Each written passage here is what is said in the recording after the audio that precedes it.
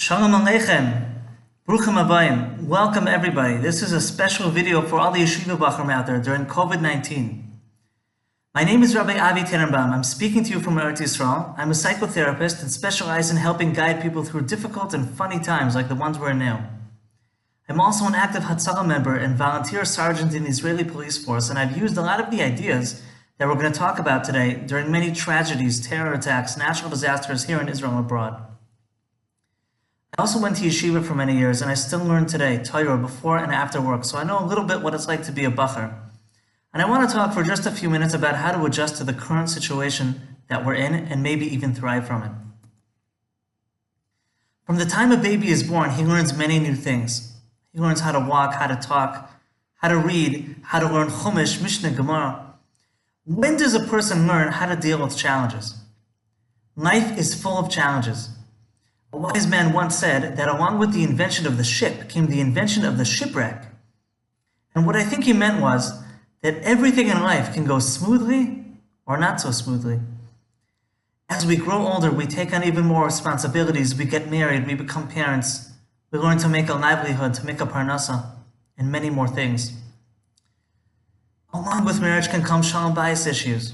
Along with parnasa can come parnasa problems. Just like if you think about it, when you went to yeshiva, you might have had chavrusa problems and roommate problems and food problems if you don't like the yeshiva food. So if you think about it, everywhere we look, there's some sort of challenge. It might be a big challenge, it might be a small challenge, but life is filled with challenges. The Shalach Kodesh says, Ein rega b'lei pega, there's no moment in life without challenges. That's the nature of life. The reason why we have these challenges is because they help us to grow and to maximize our potential.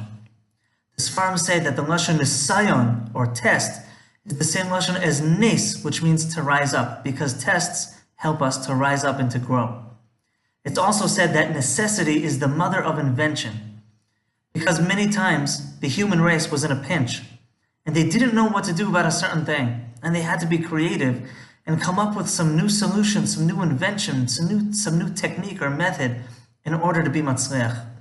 So the point is, life is filled with challenges and unfamiliar, funny situations. And when we figure out what we're supposed to do, we grow, and then we have more tools to deal with life in the future. I'm sure you and me, all of us, we were planning to be in our yeshivas and our jobs, each person in the place that they're usually in. After Pesach, for sure, summer's one, we thought we'd be in a yeshiva full of a kol Torah, a booming beis medrash, with our friends, with our Rebbe, with our Sfarim, going to shir every day. We were probably expecting to be learning with our chavrusa face-to-face, and here we are sitting on our beds, learning Gemara in our pajamas over Zoom and over the phone. It's a really funny situation, isn't it? We're not with our friends, we're not with our Rebbe, we're not with our Sfarim. We're not hearing shir the normal way or at all. As a person who deals with disasters in very unexpected situations, I could tell you that this is a very unique opportunity, especially for the yeshiva bachrim watching this. You can view it that COVID-19 is like a strange type of yeshiva that teaches you how to live in unfamiliar, funny situations. We need to learn how to adapt to life's ups and downs, how to be flexible, how to be resilient, and how to bounce back from challenges, how not to let obstacles get in our way. If we only know how to learn Gemara when we have the perfect ideal face-to-face chavrusa, in the perfect ideal booming beis medrash full of energy, in the perfect shir, in the perfect Rebbe, in the perfect Sfarim, well, what's going to happen if you don't have those things? What happens 20 years from now if you're working and you come home from a long day of work and you're exhausted? Do you know how to learn a daf of Gemara then when there's nobody standing over you and taking attendance and there's no kol Torah, and you might not even have a chavrusa? And so learning how to adapt to life's challenges makes you adaptive, makes you skillful, makes you learn how to flexibly be able to handle anything that comes your way. And that's why I'm calling COVID-19 a very special type of yeshiva for life. Maybe now that you're in your house more often, you're facing more temptation than usual from television, from the internet. Do you know how to overcome urges? Do you know how to overcome the Yetzer Hara? All of us need to become experts in overcoming the Yetzer Hara. None of us are going to be insulated forever from the Yetzer Hara. If you're going to be working, you're going to have a computer. If you're going to be in kollel, you still might have a computer. Your wife might have a computer. And even if you don't have a computer, the Yetzer Hara knows how to trick us and get us without computers. He existed before computers, and he's going to exist for many, many years. And so now if you're finding yourself faced with temptations, with taivas and challenges, well, now's the time to learn how to overcome it. And that will be an amazing skill for dealing with the Yetzer Hara over the rest of your life. Maybe you're not learning as good as you can, but can you learn as best as possible? Because you can't always control all the things in life. You can't always control the environment that you're in, but you can always control doing the best that you can. You can always control and practice doing whatever you can do and not anymore, because that's all you can do and that's all that's expected of you, and that's a huge skill for life as well. All Hashem wants us to do is to try our best. Again, I think we should see the opportunity in this challenge, and I think that we should all try to be creative. We should try to use whatever we've got. If we're waiting for the ideal, perfect environment in order to start learning again, or in order to start davening with kavanah again, that might take months. We don't exactly know when things will go back. And even if they go back tonight, still, we don't want to be dependent on perfect conditions in order to do certain things. Think about when you flew on an airplane. Do you only want to take flights whenever the weather conditions are absolutely perfect? Because if so, there's going to be a lot of delays, and you're going to have to wait a long time to fly. But luckily for us, pilots know how to fly when there's a little bit of wind, and there's a little bit of rain, and there's thunder. They know how to do that, and that's our job as people. So I'm going to ask you to try to be creative. Try to use your imagination. Try to use all the things around you to get the job done. Brainstorm. Okay, you're learning at home, there's a lot of noise, you're not focusing. How can you focus better to accomplish your learning goals? How can you achieve your davening goals? Maybe you can daven in a different place, use a different sitter, daven at a different time than the one that you've been davening to until now. I don't know what the answer is, but I want you, and I'm empowering you to think, to brainstorm, to be creative, use your imagination, and say, I'm not going to wait until the yeshiva starts davening again for me to daven with kavanah. I'm going to take the bull by the horns. I'm going to take the horse by the reins. I'm going to start to do that today. I'm going to do whatever's in my power today with whatever I have to get my job done, to accomplish my mission. Funny little story just on this idea. I went to a shiur that was outside, and the man who arranged the shiur brought some food, and he brought a can of pickles. And he came over to me and he said, do you have a can opener? You know, I'm in Hatzalah, so people think that I have like everything on me all the time, which it's kind of true, but I didn't have a can opener at me at that time. I said, what do you need exactly? He said, I need to open up a can of pickles. I forgot my can opener at home. And I told him, give me the can, I'll be back in 5 minutes. I stepped off to the side, I found a big rock, dropped the rock from 3 or 4 feet up in the air down onto the can. It shot the lid open, and I handed him back an open can of pickles.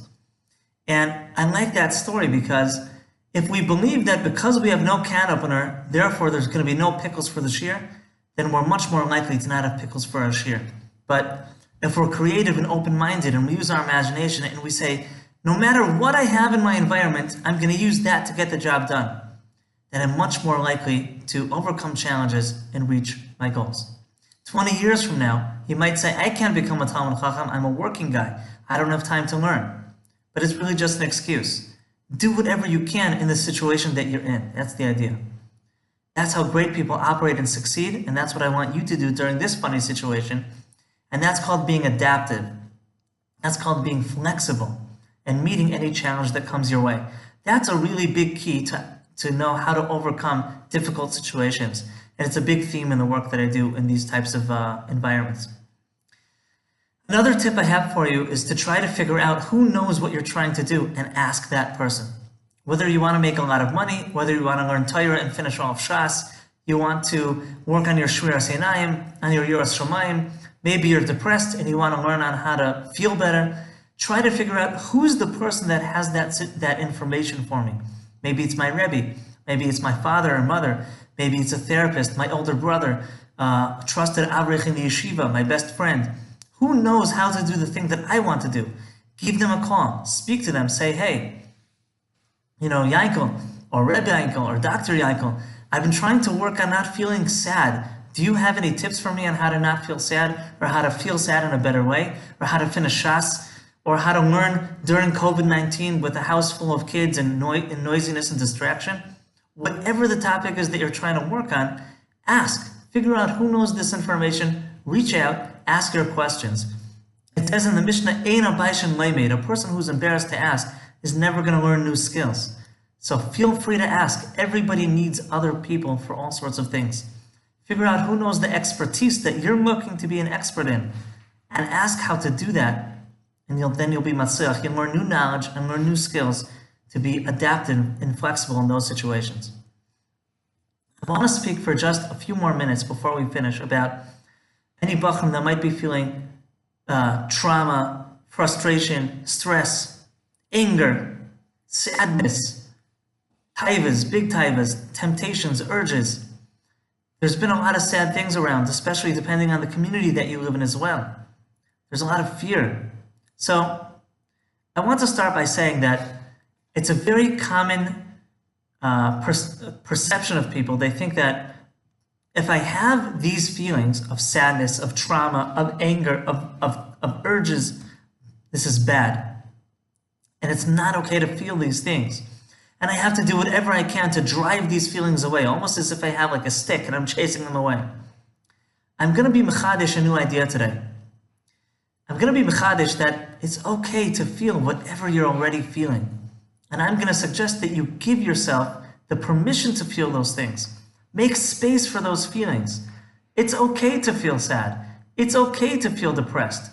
It's okay to feel nervous or anxious or traumatized. Obviously, we don't want it to pull us down and we have to see what to do about it.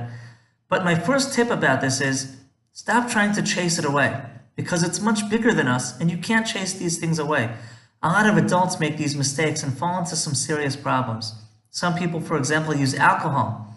They'll say that whenever they feel sad or bored or anxious, they'll just drink away. They'll just drink a lot of alcohol and then they won't feel any of the bad feelings that they feel. It doesn't really work. It works in the short term, but not in the long term. My advice for you is, don't try to drive it away. Recognize that it's part of life that we feel feelings, and it's okay. And reach out for help to a therapist, to your parents, to somebody that might have that knowledge about how to deal with that. I'm going to try to impart a little bit of my knowledge about this as well in the next few minutes before we finish. Just like we said that when challenges come your way, we want to be flexible, we want to be adaptive. The Marines used to say that they wanted to be like Gumby, because the Marines, the United States Marines, they had to face a lot of difficult things on their missions. They wanted to be like Gumby, who was a certain toy in the 1980s when I grew up, who he was made out of clay and he was able to flex into any sort of situation and fulfill any sort of need. So the Marines used to say, when they're on a difficult mission and they don't have enough equipment and personnel and whatever it is, they just need to be more flexible. It's true also with all the challenges in life and also with our feelings. The more flexible that we are at feeling our feelings and letting them be there and making peace with them, and letting them bounce around in our bodies, we're not going to be fighting with them anymore. We're going to be dropping the struggle, and it's going to make it that much easier. There's a mashal to explain this from nowadays, and that's with the beach. If you ever went to the beach and you saw big, big waves, waves are much bigger than any one person, and we can't stop a wave. Nobody knows how to just put their hands up and kind of like stop a wave from, washing over us. They're very, very powerful, and they're much larger than us, and our feelings are like that too. But what we can do is we can take a surfboard and ride on top of the wave. So we can't stop the wave, but we can learn how to manage the situation of being in a wave in such a way that we can even ride on top of it and maybe even have fun. And so emotions are like that, and we can learn how to ride our emotions, how to manage our feelings. Instead of driving them away, we can learn how to flex with them.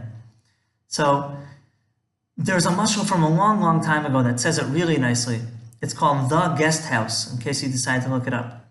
It's going back, I think, in the 1300s already. But the mashal basically says that, imagine you're running a hotel in the 1300s, and people didn't book hotel rooms in your hotel months before with credit cards. They kind of just walked in as it got dark, and they said, "Hi, it's getting dark, I'd like to tie up my donkey and stay here for the night." And you don't know who's going to come. Over the night, a few people come, nobody might come, 100 people might come, the king might come. You don't know what's going to happen. And you don't know when they're going to leave. It's true also nowadays with a hotel. When your guests come, they're going to go out a little bit, explore the neighborhood, come back, go out for lunch, come back. You don't exactly know when they're going to come and when they're going to go, when they're going to leave for good. And so feelings are like that as well, and that's what this poet from a long, long time ago was trying to convey. Our body is like the guest house or hotel, and our feelings are like the guests, that they come and they go, and our job is to stand by the door and smile and say Shalom Aleichem to all these feelings and let them be there and let them come and let them go, because we said before, they're like waves. We can't drive them away. They're much bigger. They're not in our control. But we can learn how to flex with them better. We can learn how to interact with them more flexibly and adapt to them a lot better. I'll tell you one more practical tip, and that is our breath. So I'm in Hatzalah, I told you. So you know and I know that a person is breathing all the time. Watch this. Right? And so every moment since you were born, you were breathing. And chas v'sholom, if a person wasn't breathing, you need CPR, right? And so I'm going to ask you that anytime you feel overwhelmed, anytime you feel pressure, you feel stressed, you feel trauma, you feel anger, you feel a huge taiva, any overwhelming feeling, I'm going to tell you, this is the first thing you should do. Stop what you're doing if you can. Take a big breath like this.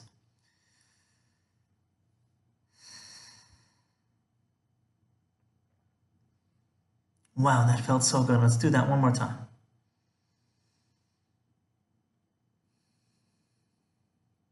Just stopping and noticing where I am right now and how I'm sitting here and what I'm surrounded by, and maybe listening to some of the noises around me.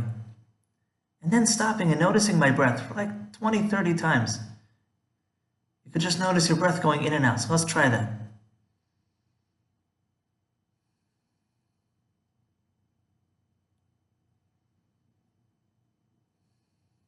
It feels so good. It's really amazing. We're always breathing, and so many, many experts nowadays, as well as many ancient cultures, found that when we feel overwhelmed, we can always come to our breath and use our breath as some sort of an anchoring tool to anchor us. Just like a ship, when there's a big storm at sea, and there's huge waves, and the ship is tossing and turning in every direction, and you throw your anchor down over the side sometimes in order to kind of stabilize things and stay in one place so that the strong wind doesn't blow you 100 miles out of direction. That's what we can do too with our feelings. We can throw down our anchor, which is our breath. We can stop for a moment and find where we are. And just notice our breath. And do that as many times as we like. And when we're ready, we can come back to whatever we were doing. This is something you can do when you're on your bed and you have lots of thoughts bothering you and thoughts racing and distressing feelings. You can just stop and notice your back lying on the bed. What does that feel like? You can notice your breath going in and out. You might be in the middle of sitting on your bed bored, and it's so frustrating, you don't know what to do when you've been in quarantine for many weeks. You can just stop for a moment and notice, what does it feel like to be bored? And let that be there. And don't struggle and fight with it. So just to recap really quickly, we spoke about how COVID-19 might not be the worst summer zman in the world. It might be especially yeshiva to teach us how to be adaptive and rise up to life's challenges. We spoke about how to be creative and use whatever we've got, not just to wait until things get better, but to be flexible and to adapt to our situation. That's how great people are matzliach. We spoke about how to ask for help in any area that we want to work on in life, whether it's making money, learning martial arts, or finishing all of Shas, Shmiras Einayim. It makes no difference. We also spoke about difficult feelings, that it might be more helpful, instead of chasing them away, to let them be there.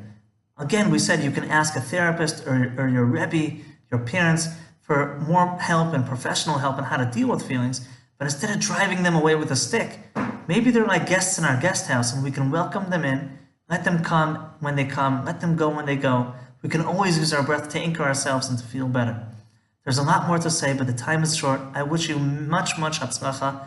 I think that you're matzliach right now in studying in yeshiva's COVID-19. You've learned a lot for life, and it's going to make you bigger, greater people. Yasher koach. Be well, everybody. Thank you very much for a fine presentation. This is Rabbi Dr. David Fox of Chai Lifeline's Crisis Intervention, Trauma, and Bereavement Department. Please feel free at any time to access our crisis hotline at 1-855-3-CRISIS, and you may also email us at crisis@chailifeline.org. Looking forward to providing you with another installment in our ongoing series entitled Going Through It and Growing Through It.